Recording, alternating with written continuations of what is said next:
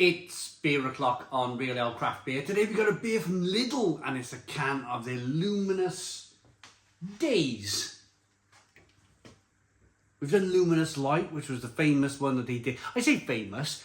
They used to do these beer festivals in Lidl where they used to drop about 15-20 beers every 6 months. And I would say the 71 Brewing Company Luminous Lights was by far, I still remember it, even it was like 3 or 4 years ago. It was the best beer. It was easily the best beer out of all of the beers that Lidl launched, probably 50 plus beers. Pardon me. And as a result of that, that beer made it permanent into Lidl's range. So they then thought, I'll tell you what we'll do, we'll build off that, we'll bring out another few beers. So it's been about 2 or 3 years since Luminous Lights made it into Lidl's permanently. But now they have other beers. Now they have a Luminous Days Hazy West Coast IPA at 5.5% ABV. Ignore the condensation on the can. The beer has been out of my fridge for around 15-20 minutes, so it's had time to warm up a little bit. I want to experience the malt, I want to experience the hops in the beer, so I store my beer cold at 4 degrees. I like to drink my beer 8 or 9 degrees. You'd experience the malt and the hops. So you're pulling that beer out the fridge, 15-20 minutes, let it warm up a little bit, on we go. Oh, pardon me. So the beer, it was just under £2 a can. It was something like £1.79, £1.89 a can in my Lidl. So it's not a bad price.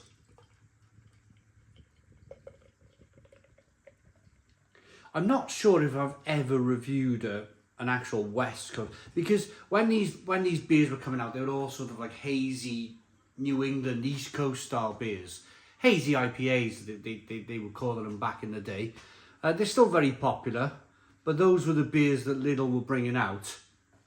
Now we've had a return of the West Coast, which I'm very excited about. I do like a West Coast IPA. So we got a 1 finger whitehead on the beer. It's hazy, it's straw coloured. There's a nice amount of, small amount of carbonation rising up the side of the glass. There is, I think, yes, there's little bits of sediment here too. Little bits of sediment here in the bottom of the glass. Fantastic. So let's get that all important aroma then.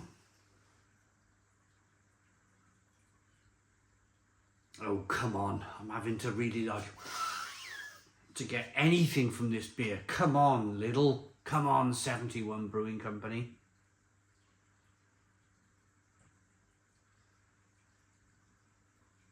This is the smallest amount of sort of grapefruit and pine, but when I say smallest amount, I mean like there's not much coming through this in the aroma at all. Perhaps, as all good kind of West Coast IPAs are, perhaps all of the flavour is locked into the liquid. Perhaps we just have to taste it. So there's a bit of orange peel. Without further ado then, let's get into this one. Cheers, everybody.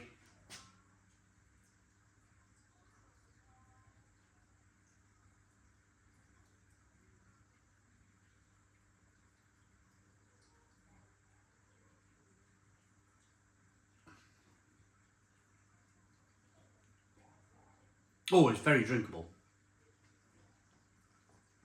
It's very drinkable. Stone the crows. Stone the Crows is drinkable, it's refreshing, it's juicy. There's some orange peel, there's some passion fruit, there's some grapefruit.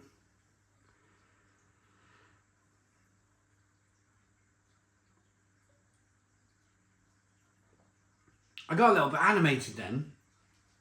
Reason being is it's doing that. It's doing the flavours are locked into the taste rather than a big pungent aroma. But that's okay. That is okay, because that's how West Coast IPA used to be. I remember having a can of Stone Ruination from America and thinking, there's not much going on here. smelling it and thinking, what's happening? And then I tasted it and it blew my brains out. Really good. Really good. I've always been a fan of this brewery, 71 Brewing Company. There's a little bit of haze there as well now. Have a look at that. Now we've emptied the last bit from the can into the glass.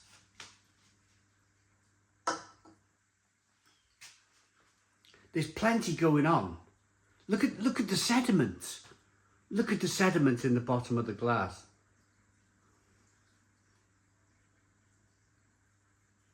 So now that will do two things, in my humble opinion stroke experience.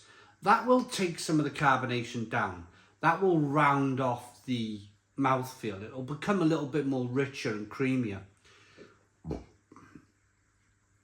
And it might actually add some flavour too. Some of those kind of hops, gravity does its thing, doesn't it? It's all made its way to the bottom of the can. So now it's in the glass. Let's see if there's a difference here.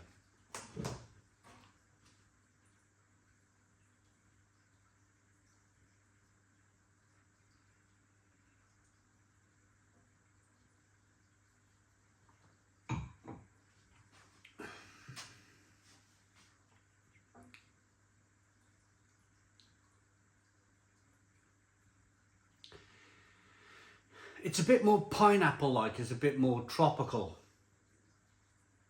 The one thing I will say is that the beer is, for a West Coast IPA, is lacking a little bit of bitterness. It's not as lip puckering, hop bitterness, smacking as maybe an old school West Coast IPA was like back in 2012, say. But that's synonymous with most new West Coast IPAs. It's almost as if they brought them back and people are brewing them again, but to a slightly different style. They brought back some of the bitterness, maybe bringing it to about 40 or 50 IBUs, international bittering units. Whereas back in the day, the international bittering unit on a West Coast IPA used to be about 70, 80, maybe even 90, in some extreme cases 100. So very quickly on this, IBU is international bittering units. It's a human scale that we've invented where 0 is no bitterness at all, 100 is the maximum bitterness your palate can taste.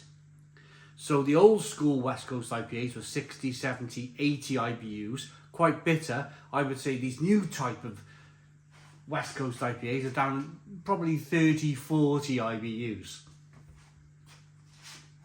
Is it worth buying? Is it worth picking up for a bit less than £2 a can? I always say this, if I'm picking up some Lidl Pearl and Back of Weiss beer and I want a bit of a change of the scenery, say I've gone up there and I've got a barbecue on and it's a hot sunny afternoon, then yeah, 5.5% ABV, I'm gonna pick up a couple of these beers. Why not? It's not bad. It's less than £2 a can.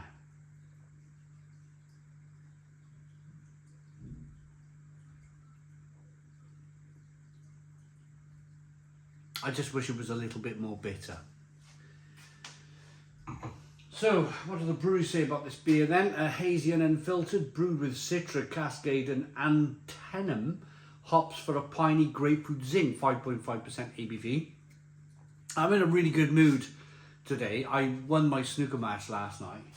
I was on a terrible run of form where I lost my first 4 games. I was playing good players, mind, but I've won my last 2 and I'm really happy. Both black ball games as well, both exciting black ball games I've won, and I feel buoyed by it, and I feel like my road to the first round of the World Snooker Championships, where I'm going to do a Bill Bernabach, whatever his name was, have a pint at my table at the first round of the World Snooker Championships. That's my dream. That's what I'm trying to do. Is a mile away, but we're getting there. Rating for this beer then. Rating for this beer. I like it. I really like it. I like it enough to give it. I like it enough to give it an 8 out of 10. 8 out of 10 from Real Ale Craft Beer. Please put your comments in the comments box. Subscribe to our daily beer and food reviews. Give us a big fat thumbs up. Boom. Cheers.